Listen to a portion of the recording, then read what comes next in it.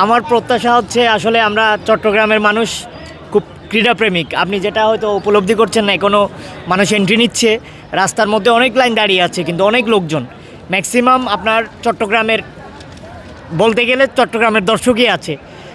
আমরা আমাদের প্রত্যাশা হচ্ছে ইনশাল্লাহ আমরা জিতবো। আমরা অতীতের সব রেকর্ড ভঙ্গ করে আজকের ম্যাচ অবশ্যই জিতবো। রাজশাহীকে কি বার্তা দিতে চান? রাজশাহীকে বার্তা দিতে চাই, ওরাও অবশ্যই ভালো টিম।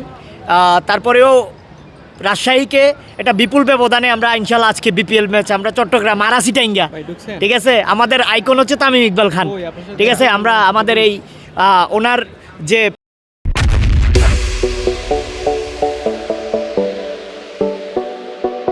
স্যাটিসফাইড, ওনার যে স্যাক্রিফাইস, ওনারও একটা টিম কম্বিনেশন আছে অবশ্যই।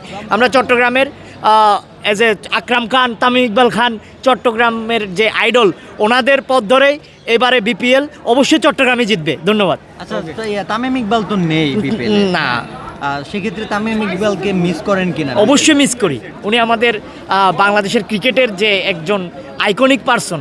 উনি হয়তো এবারে থাকলে ওনার যে লিডারশিপ, এই লিডারশিপের মধ্য দিয়ে হয়তো আরও বেশি ভালো টিমটা কম্বিনেশন হতো। আমরা এক্ষেত্রে তামিম ইকবালের উপস্থিতিও ইনশাল্লাহ হয়তো দেখতে পাবো। ধন্যবাদ।